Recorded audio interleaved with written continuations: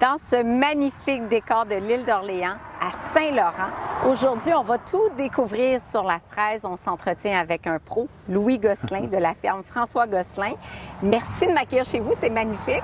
Bien, écoute Isabelle, ça me fait vraiment plaisir de vous voir aujourd'hui. Puis on a une super belle journée, puis on est dans le champ de fraises, fait qu'on va pouvoir parler de nos petits fruits. Oui, puis là, la saison elle a débuté cette année très tôt. Là. Ah, c'est vraiment exceptionnel. Ici, dans la région de Québec, là, malgré les techniques qu'on utilise, normalement, une saison hâtive, c'est autour du 6 juin. Cette année, on a récolté les premiers fruits ici le 26 de mai, donc un gros 2 semaines en avance et puis 3 semaines sur une saison qu'on pourrait dire normale. C'est exceptionnel. Justement, on parle de saison. C'est quoi la saison pour la fraise?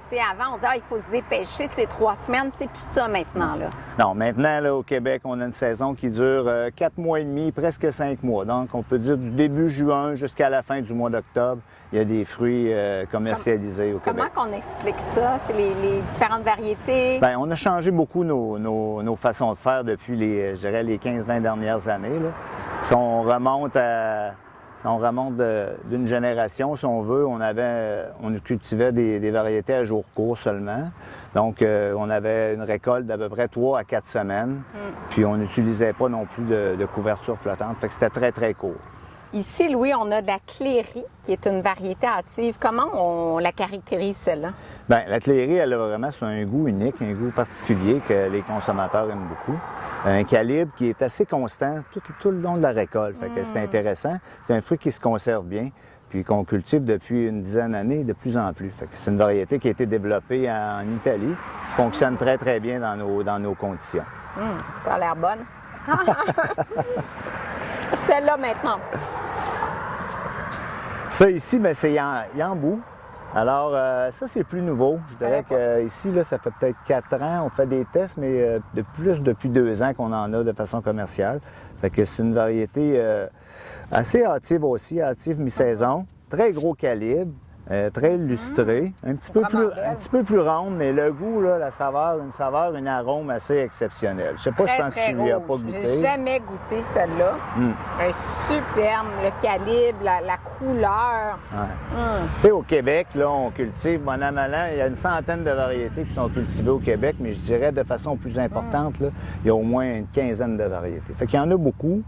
Selon si on veut faire de l'autocueillette, on peut choisir certains cultivars. Très intéressant. Si on veut aller au marché de la grande distribution, des fois, on va choisir d'autres choses de différents.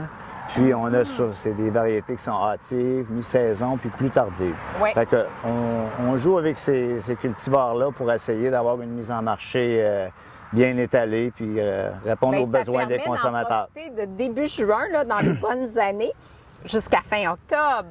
Oui, exactement. Avec les jours neutres maintenant qu'on cultive, qui commencent à produire en juillet, puis ils vont se rendre jusqu'au gelé. Puis après ça, on fait nos confitures, nos tartes, puis on veut savourer le Québec à l'année, c'est important. La famille Gosselin, 6e génération, 7e avec Gabriel. Ça fait longtemps que vous êtes fermier ici à l'île d'Orléans.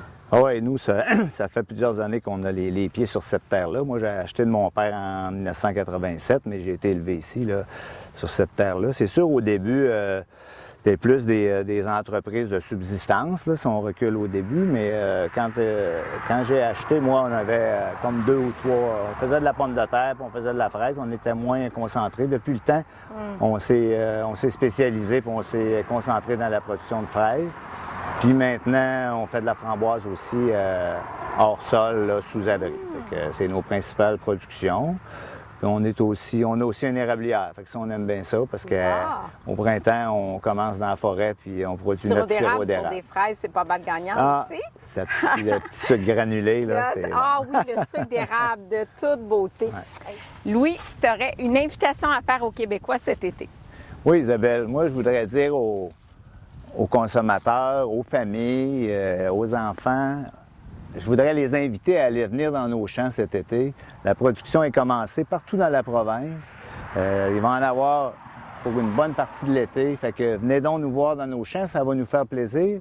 On peut vous accueillir. Il y a l'autocueillette, il y a les produits qui sont offerts dans les kiosques. On les retrouve dans la grande distribution, dans toutes les épiceries. Fait que profitez de la saison. Les fruits rouges sont là, sont succulents. Puis faites vos provisions pour l'hiver prochain.